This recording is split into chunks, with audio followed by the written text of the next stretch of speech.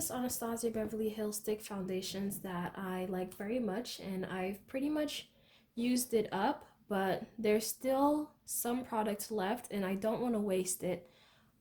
So what I'm gonna have to do is transfer the product in here into this compact. It's just the regular, powder foundation compact. And I've got this spatula, so I'm gonna scoop out what's left in here. About this much. I wouldn't have been able to use that without, like just straight from the stick.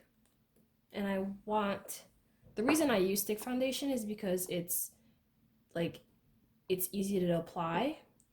So I wouldn't want to have to, like, each time I want to use it, scoop out a little bit and then grab my brush and then, apply it. So I'm transferring it to this compact so I can easily access it and, put my brush into here and then, use it.